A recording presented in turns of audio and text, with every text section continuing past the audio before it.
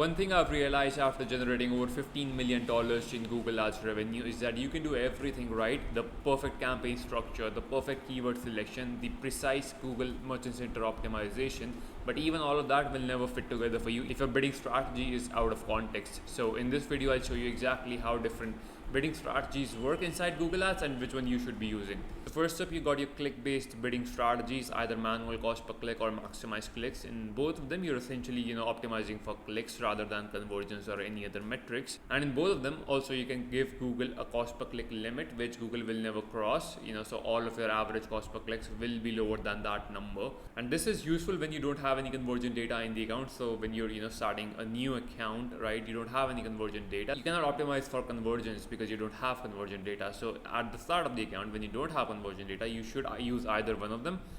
We personally tend to prefer manual cost per click, but the only tip I would give you here is if you're using maximize clicks, make sure to set up a cost per click limit. If you don't do that, it can inflate your CPCs. Then second category is conversion based bidding strategies. First up, you got maximize conversions. So again, you're asking Google to give you maximum amount of conversions within your set daily budget, and again, Google will give you as many conversions as it can in this bidding strategy. Now within this bidding strategy, you can set a target cost per purchase limit. Then Google will try to give you enough conversions in your budget to produce your target CPA, and this is more suited for lead generation businesses, or you can also run it if you have like a single product store, but still we in e-commerce prefer this other bidding strategy, which is maximize conversion value, to generate as much revenue within your budget as possible. And within that, you can also set a target ROAS. So then Google tries to generate enough conversion value, enough revenue that can hit your target ROAS goals. Again, this is more suited for e-commerce businesses. And the last one is impression based bidding strategy. You have one bidding strategy here, which is called target impression share. And this should generally not be used for direct response campaigns. It is only suited for branded campaigns where the goal is actually to get as many conversions or as many impressions as possible whenever someone searches for you. So I'll cover about this particular bidding strategy within this video, but just know that it is only useful for very select use cases. So talking about use cases, let's move on to the first one, which is if you have a new account, meaning there is no conversion data in the account. And so if you're starting off with a search or a shopping campaign, in both of these campaigns you can use this map right here. So as I said, initially you don't have conversion data, so you cannot utilize conversion based bidding strategy. So you should start off with a manual cost per click or maximize clicks. When you start running that, you start your campaign on that. After some time, you go into your account, in your campaign, you see in the last 30 days how many conversions the campaign has generated. And if it has generated 30 conversions or around 30 conversions in a 30-day period, that is a good threshold to switch to conversion based bidding strategies. And that in e-commerce is mainly target ROAS, because your goal initially when you start off new campaign is to collect as much conversion data as possible so that you can utilize conversion based bidding strategies. Initially, that is the highest leverage task that you can do in your account. It has to be collecting enough conversion data so that you can utilize target ROAS or target CPA in some cases. But so if you have enough conversions, you would switch to target ROAS, and initially what you would do is your target ROAS should be close as or like slightly higher than your actual ROAS. Because for example,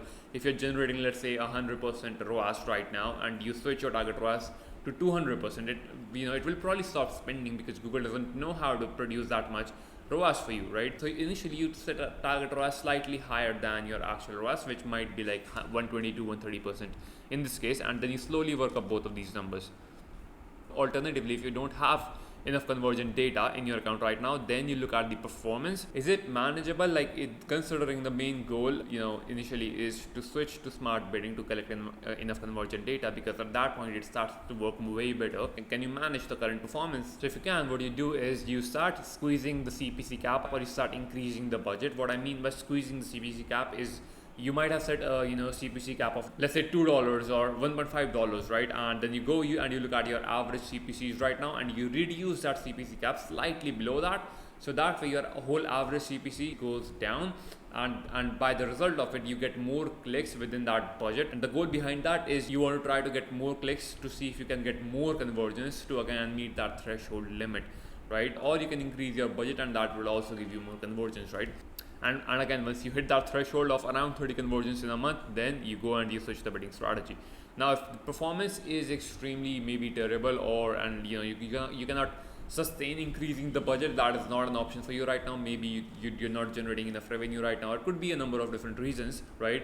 Then you also have the other option. You look at and see, are you getting around like 15 conversions in 30 days? Because Google doesn't even let you switch the bidding strategy. I think if you have less than 15 conversions, so around 15 conversions is the bare minimum that you need to Google to let you switch the bidding strategy. So again, if you have that option available in this case, then you again switch the bidding to target ROAS. If you don't have that, then you'll have to rely on optimizing the campaign, again squeezing your CPC caps or trying to increase the budget a little bit.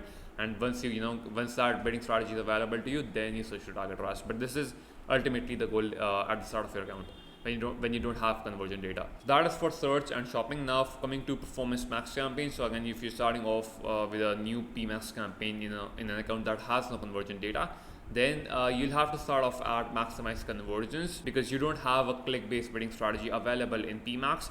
And the goal still initially is to gather as many conversions in the account to give Google data to use target ROAS properly. So the closest thing you have to that is maximize conversions, where you're asking Google to produce as many conversions as possible. So for PMax, you start off with maximize conversions, and then you follow the same playbook essentially. Now for brand search campaign, this is the only case where you would use a target impression share bidding strategy, because you have to understand what this is because you don't need Google to know the intent behind the person, because they're already at the bottom of funnel. If they're searching for your brand, they are already at the bottom of funnel, so the intent is already there, and so you don't need to be using conversion based bidding strategies in brand search campaign.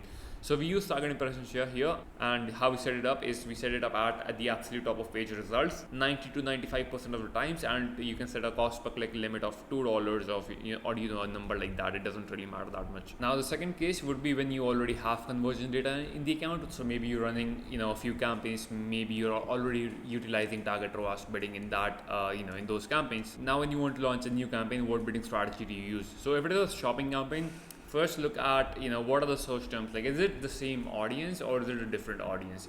What I mean by that is, let's say you were selling men's watches right now, let's say, and now you want to launch a new campaign for men's shoes. Those are completely different items, so the audience is different, and Google doesn't have data on that different audience for you. Now in that case, for a standard shopping campaign, you would still use manual cost per click, although your account still has conversion data. So the issue with shopping bidding strategy is there is no maximize conversion or maximize conversion value available. It is only target ROAS. If there were other conversion based bidding strategies, then we would utilize them, because although the audience is different, Google still has data on your account, on your company, so you could still make those work, right? But for shopping, you would use manual CPC. Now for the same audience, you would start off at a lower target ROAS just to get some spend in the campaign, and then you can quickly bring up that target ROAS to your goals again.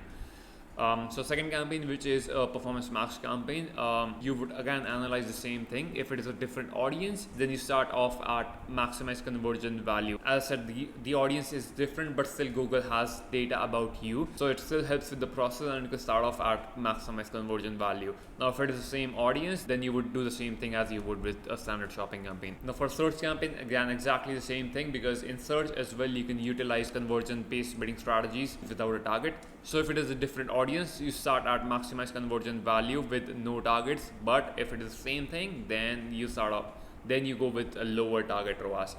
So those are the two broad cases. But also when I audit the accounts, there are three very common issues that I come across with that I also want to cover. So in case you're making those mistakes, you can go and fix them right now in your account.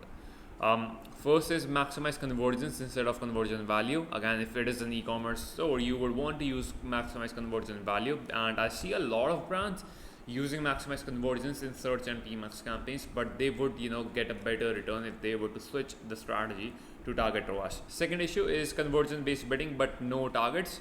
So if you're running maximize conversions or conversion value for a decent amount of time, and if you have sufficient conversion data but no target set on the campaign, you should look at the performance. If it is performing well, then scale it. Then you don't need a target, right? Until and unless the performance drops. But if the performance is bad, then you should put a target. That will definitely bring the metrics up. The last thing is smart bidding on branded campaigns. Mostly, brands, if they are running a brand campaign, they generally tend to use like target ROAS or target CPA on brand search. But the thing with that is it can increase your cost per click, because you're utilizing Google's algorithm to find out the people who have purchase intent basically. But you don't need that in this case because these people are already at the bottom of funnel, they're searching for you, the intent is already there. So again, we use target impression share to make sure that when someone searches for you, we actually show up at the top of the page and we don't let our competitors take our customers away. That is the main goal on this campaign. So that covers pretty much most of it. If you have any questions, feel free to put a comment down below this video, and I'll see you in the next one.